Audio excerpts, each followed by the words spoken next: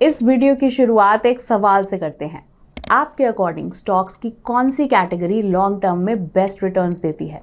Large cap, mid cap या फिर small cap? Long term में mid caps have the best returns. आइए देखें कि पिछले 10 साल में निफ्टी 100, निफ्टी मिड कैप 150 और निफ्टी स्मॉल कैप 250 ने कैसे ग्रो किया है। अगर आपने 10 साल पहले 100 रुपए का इन्वेस्टमेंट किया होता तो आज आपके इन्वेस्टमेंट की वैल्यू निफ्टी 100 इंडेक्स में 400 रुपए होती, निफ्टी स्मॉल कैप 250 में 600 और निफ्टी मिड कैप 150 में 734 रुपए होती। So we can say that mid caps are a sweet spot between large and small caps. ये आपको फ्यूचर लीडर्स में इन्वेस्ट करने की अपॉर्चुनिटी देते हैं और बेस्ट रिटर्न्स के अलावा ये स्मॉल कैप्स के कंपैरिजन में कम वॉलेटाइल भी हैं। लेकिन जब मिड कैप्स में इन्वेस्ट करने की बात आती है तो बहुत कम एक्टिव फंड्स कंसिस्टेंटली बेंचमार्क से बेटर परफॉर्म कर पाए हैं। लेकिन आज हम जिस फंड के बारे में बात करने जा रहे हैं वो उन कुछ फंड्स में से एक है जो ऐसा करने में सक्सेसफुल रहा है। हम बात कर रहे हैं Motilal Oswal mid cap fund की और इस वीडियो में हम इस पर डिटेल में डिस्कशन करेंगे।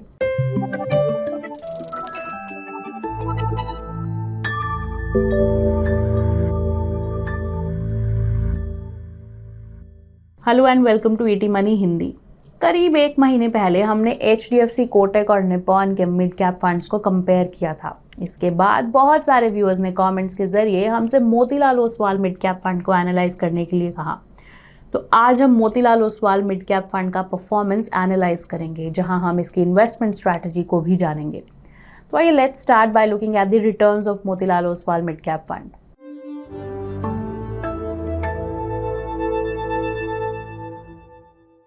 परफॉर्मेंस को एनालाइज करने के लिए सबसे पहले हमने फंड का रिटर्न कंसिडर किया है। कॉम्प्रिहेंसिव पिक्चर के लिए हम 3 डिफरेंट रिटर्न्स देखेंगे। सबसे पहले देखते हैं कि पिछले 1, 3, 5, 7 और 10 सालों में इस स्कीम का परफॉर्मेंस कैसा रहा है। यहाँ हमने देखा कि फंड ने सभी टाइमलाइंस में बेंचमार्क के साथ साथ मिड कैप फंड्स की कैटेगरी एवरेज से भी बेटर परफॉर्म किया है।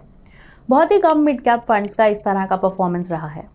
नेक्स्ट हमने SIP रिटर्न्स कंसिडर किए। SIP रिटर्न्स को मेजर करने के लिए हमने 10 साल पहले 10,000 रुपये के साथ शुरू हुई SIP के परफॉर्मेंस को कैलकुलेट किया। फंड ने 23.12% का रिटर्न जनरेट किया, जबकि during the same period Nifty mid cap 150 ने 21.61% का रिटर्न दिया। SIP रिटर्न्स ने न सिर्फ बेंचमार्क से बेटर परफॉर्म किया बल्कि मिड कैप कैटेगरी में वो दूसरे नंबर पर थे। लास्ट में हमने 2014 से 2024 के बीच फंड के 7 ईयर रोलिंग रिटर्न्स को एग्जामिन किया। इस पीरियड में फंड का एवरेज रिटर्न 16.61% था। निफ्टी मिड कैप 150 का रिटर्न 17.4% रहा। यहाँ फंड ने बेंचमार्क से 0.8 परसेंटेज पॉइंट्स के थिन मार्जिन से अंडर परफॉर्म किया है। Now let's try and find out कि फंड का SIP और ट्रेलिंग रिटर्न बेटर क्यों है और रोलिंग रिटर्न के मामले में ये बेंचमार्क से पीछे क्यों रह गया। इसके लिए हमने सभी 7 ईयर पीरियड्स के रिटर्न को एक ग्राफ पर प्लॉट किया। हमने नोटिस किया कि रीसेंट ईयर्स में फंड ने बेंचमार्क से बेटर परफॉर्म किया है। Trailing and SIP returns benchmark से बेटर लग रहे हैं। इसकी एक वजह रीसेंट आउट परफॉर्मेंस हो सकती है। As per our observation long term में फंड का रिटर्न बेंचमार्क के सिमिलर ही है। इसने रीसेंट ईयर्स में निफ्टी मिड कैप 150 से बेटर परफॉर्म करना शुरू किया है। आइए अब इस फंड में वॉलेटिलिटी को समझते हैं। इसके लिए हमने रोलिंग रिटर्न्स के स्टैंडर्ड डिविएशन को कंसिडर किया। ये थोड़ा टेक्निकल है। हमें बस ये देखना है कि स्टैंडर्ड डिविएशन नंबर बेंचमार्क से ज़्यादा है या कम। हायर नंबर का मतलब है कि फंड बेंचमार्क के कंपैरिजन में ज़्यादा रिस्की है। Motilal Oswal mid cap fund का स्टैंडर्ड डिविएशन बेंचमार्क और कैटेगरी एवरेज दोनों से ज़्यादा है। अब ये ना तो अच्छा है और ना ही बुरा। इससे आपको ये समझने में मदद मिलती है कि डिफरेंट मार्केट साइकिल्स के दौरान फंड से क्या उम्मीद करनी चाहिए। आइए फंड के पास्ट बिहेवियर पर भी नजर डालते हैं। ये वो पीरियड है जब मिड कैप स्पेस में करेक्शंस देखे गए थे। इसके लिए हमने उन क्वार्टर्स को कंसीडर किया जहां निफ्टी मिड कैप 150 का रिटर्न नेगेटिव रहा। मार्च 2014 से अब तक हमें ऐसे 12 क्वार्टर्स मिले। अब 12 में से 11 क्वार्टर्स में सभी मिड कैप फंड्स के एवरेज रिटर्न्स इंडेक्स से बेटर थे। On the other hand Motilal Oswal mid cap fund की परफॉर्मेंस 12 में से 9 क्वार्टर्स में बेटर रही।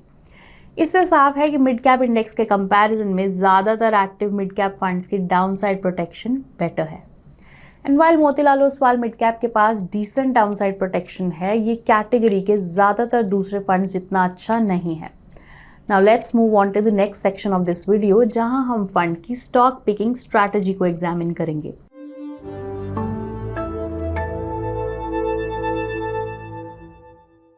मिस्टर निकेत शाह इस फंड को मैनेज करते हैं and he is also the chief investment officer at Motilal Oswal mutual fund. Niket is one of the youngest CIOs in the industry जिनका वर्क एक्सपीरियंस करीब 16 साल है। आइए सबसे पहले देखते हैं कि निकेत शाह पोर्टफोलियो में कितने स्टॉक्स को मेंटेन करते हैं। A low number of stocks means a concentrated portfolio। ये एक high risk high return strategy है। कुछ ही स्टॉक्स पोर्टफोलियो के ओवरऑल परफॉर्मेंस को नेगेटिवली और पॉजिटिवली दोनों तरह से इम्पैक्ट कर सकते हैं। कॉन्सेंट्रेटेड पोर्टफोलियो के लिए एक फंड मैनेजर को अपनी बेट्स पर हाई कन्विक्शन की ज़रूरत होती है। On the contrary, diversified approach में फंड ज़्यादा स्टॉक्स होल्ड करते हैं। यहाँ कम स्टॉक्स का ओवरऑल पोर्टफोलियो पर इम्पैक्ट कम होता है। So this approach also leaves room for error. As of April 2024 fund के पास सिर्फ 22 स्टॉक्स थे। ये number entire mid cap fund space में सबसे कम था। हिस्टोरिकली इस फंड के पोर्टफोलियो में 30 से कम स्टॉक्स रहे हैं। अगर आप पोर्टफोलियो को देखें तो ऐसा लगता है कि फंड मैनेजर को अपने स्टॉक पिक्स पर काफ़ी कन्विक्शन है, as it's a concentrated portfolio. 9,800 crore के टोटल एसेट्स अंडर मैनेजमेंट का अबाउट 12% जियो फाइनेंशियल सर्विसेज में है, जबकि 8% कल्याण ज्वेलर्स में इन्वेस्टेड है। इस पोर्टफोलियो का ऑलमोस्ट 20% हिस्सा सिर्फ 2 स्टॉक्स में है। इनफैक्ट टॉप 5 स्टॉक्स में AUM का 40% से ज़्यादा हिस्सा है। इस तरह का कॉन्सेंट्रेटेड पोर्टफोलियो कॉमन नहीं है। ये फंड की हाई वॉलेटिलिटी के पीछे का एक रीज़न हो सकता है, जिसे हमने पिछले सेक्शन में डिस्कस किया था। फंड में दूसरी मिड कैप स्कीम्स के कंपैरिजन में कम स्टॉक्स हैं, लेकिन क्या ये लॉन्ग टर्म बेट्स हैं या फिर फंड मैनेजर फ्रीक्वेंटली बाय और सेल करता है? इस क्वेश्चन का आंसर पाने के लिए हमें फंड के टर्नओवर रेशियो को देखना पड़ा। इससे हमें पता चलेगा कि फंड मैनेजर कितना फ्रीक्वेंटली स्टॉक्स बाय और सेल करते हैं। 100 से ज़्यादा का रेशियो बताता है कि पिछले 1 साल में पूरा पोर्टफोलियो बदल गया था। Lower turnover ratio buy and hold strategy को इंडिकेट करता है। Now, as of April 2024, fund का पोर्टफोलियो टर्नओवर रेशियो 131 था। This ratio is on the higher side. इसीलिए हमने कैटेगरी के दूसरे फंड्स के साथ टर्नओवर रेशियो को कंपेयर किया। इस लिस्ट में ये फंड 5वें नंबर पर था। कोई भी फंड मैनेजर जिसे अपने स्टॉक पिक्स पर हाई कन्विक्शन है, frequently stocks buy and sell नहीं करता। इसीलिए यहाँ हाई टर्नओवर रेशियो काफ़ी सरप्राइजिंग था। तो हमने उन सभी स्टॉक्स को एग्जामिन किया जिन्हें फंड ने लॉन्च होने के बाद से होल्ड किया और साथ ही इसका जनरल होल्डिंग ट्रेंड भी ऑब्जर्व किया। हमने पाया कि फंड के इंसेप्शन के बाद से 160 यूनिक स्टॉक्स इसके पोर्टफोलियो का हिस्सा रहे हैं। इन स्टॉक्स में फंड का average holding period approx 18 months था। अब किसी भी एक्टिव फंड के लिए 18 मंथ्स एक डिसेंट होल्डिंग पीरियड है। प्लस कई स्टॉक्स 5 साल से ज़्यादा टाइम तक होल्ड किए गए थे। For example Voltas almost 9 years से फंड के पोर्टफोलियो का हिस्सा है और इस पीरियड में इसने फंड के लिए 690% रिटर्न्स जनरेट किए हैं। सिमिलरली बजाज फाइनेंस एक और मल्टी बैगर है जिससे फंड ने जल्दी ही स्पॉट कर लिया था और इसने फंड के लिए 25 टाइम्स रिटर्न्स जनरेट किए हैं। So the fund has a decent holding period in its stocks. But question यही है कि फंड का पोर्टफोलियो टर्नओवर रेशियो इतना हाई क्यों है? इसका आंसर जानने के लिए हमने उन स्टॉक्स को ऑब्जर्व किया जिन्हें फंड ने सेम ईयर में बाय और सेल किया है। यहाँ हमने 2 ट्रेंड्स देखे। फर्स्टली, फंड को IPOs में पार्टिसिपेट करना पसंद है। रिसेंटली फंड मैनेजर ने टाटा टेक्नोलॉजीज और आइडिया फोर्ज जैसे IPOs में इन्वेस्ट किया और जल्द ही अपनी होल्डिंग से एग्जिट किया।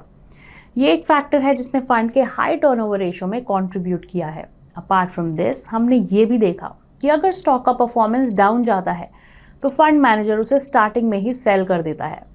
आइए इसे समझने के लिए ट्रेंड के केस को एज एन एग्जाम्पल लेते हैं। अगस्त 2022 में फंड ने स्टॉक में इन्वेस्ट किया and it kept buying more until November 2022, but अगले 3 महीनों में इसने स्टॉक से एग्जिट कर लिया। सो रफली इसने 6 से 7 मंथ्स के लिए स्टॉक को होल्ड किया।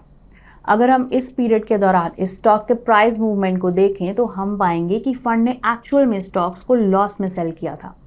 फंड ने स्टॉक में तब इन्वेस्ट किया जब इसका प्राइस 1400 था, लेकिन एग्जिट के टाइम स्टॉक 1200 पर था।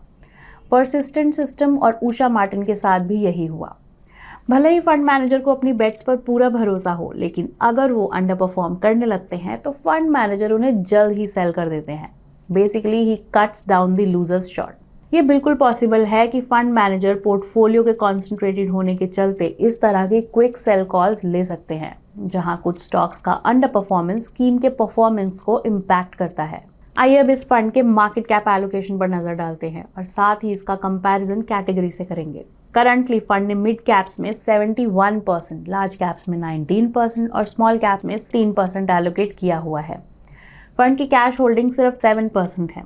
कैश होल्डिंग का मतलब ये हो सकता है कि फंड मैनेजर का मार्केट को लेकर पॉजिटिव आउटलुक है और वो कैश होल्ड कर अपॉर्चुनिटी को मिस नहीं करना चाहता।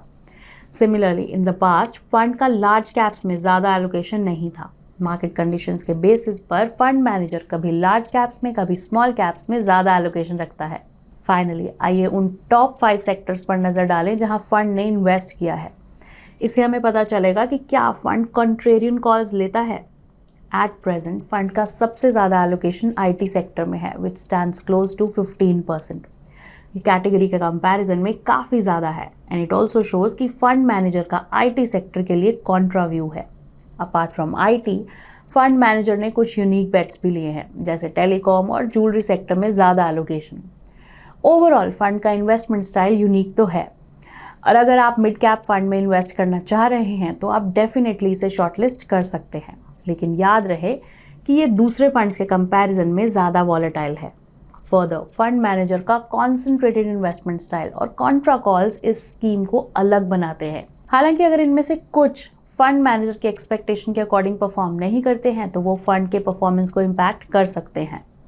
अगर आप मोतीलाल ओसवाल मिड कैप का कंपैरिजन इसके पीयर्स से करना चाहते हैं तो वी रिकमेंड कि आप HDFC, कोटक और निप्पॉन मिड कैप फंड्स पर बनाए गए वीडियो को ज़रूर देखें।